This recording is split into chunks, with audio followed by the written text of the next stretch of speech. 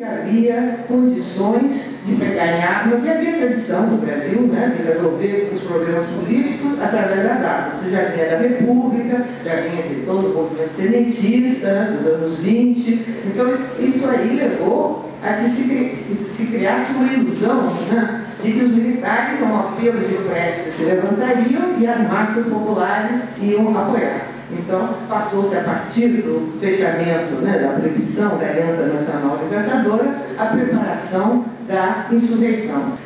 Na minha opinião, essa insurreição, a denominação correta para ela é insurreição, levante antifascista. O caráter dele era antifascista. Não se pretendia implantar o comunismo no Brasil. Então, não me parece muito correto chamar de insurreição comunista, porque dá a ideia, né, passa essa imagem parecida com a da intentona comunista, que é pior ainda, né, esse termo é abertamente depreciativo. Quer dizer, a ideia, né, que a direita sempre desenvolveu, que era que os comunistas queriam fazer uma revolução comunista no Brasil. Não era isso, embora os comunistas tivessem uma participação importante.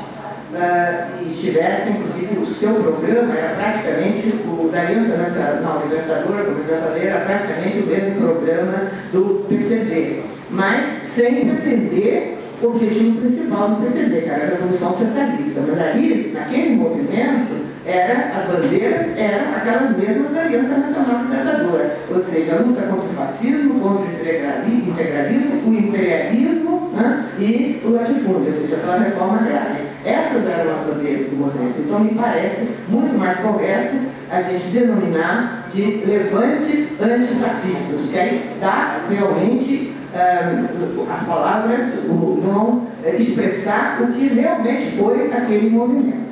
Agora, aqui em Natal foi o início do movimento, vocês sabem, tem vários historiadores que estudaram detalhes desse movimento, né? Ele foi provocado principalmente por problemas locais, né, disputas locais aqui pelo poder, né?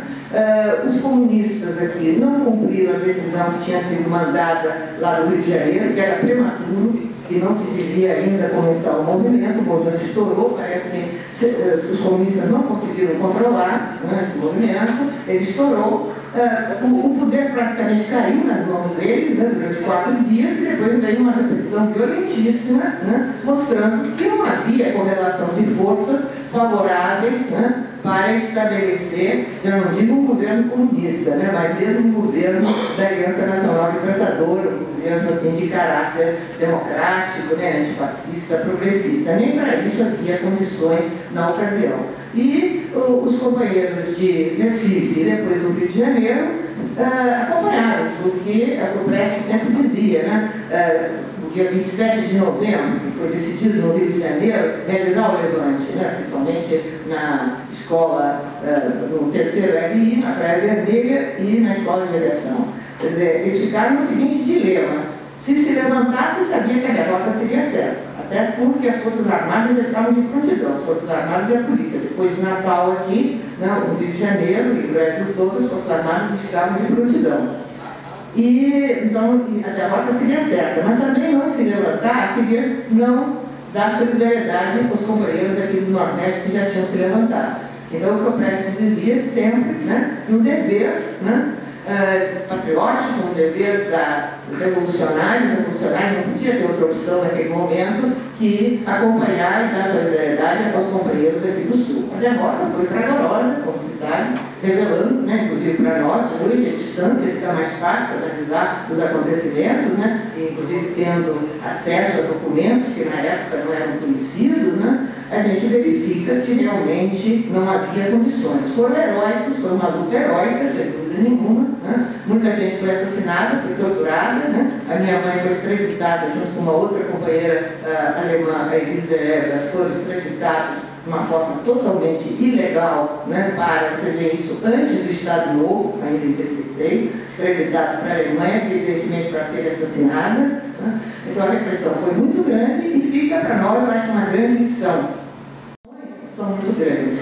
Então, em torno, né, das reivindicações específicas dos diferentes setores, principalmente dos trabalhadores, É possível organizar, né, conscientizar, as pessoas têm que ter consciência de que só o socialismo vai resolver os seus problemas. Não pode ser uma coisa imediatista. Então me parece que é uma tarefa a longo prazo e que os jovens, principalmente, que têm o futuro pela frente, né, devem estar conscientes disso, que não é para já, é para o futuro. A gente tem que construir esse futuro desde já, mas construir, né, com perseverança, com paciência, organizando. Não é fácil organizar os diferentes setores populares. A mídia burguesa, reacionária, está aí para fazer propaganda, para divulgar, né, as ideias deles e ocultar as nossas ideias, silenciar as nossas ideias. Então, a importância, né, desse trabalho de organização, de conscientização popular, para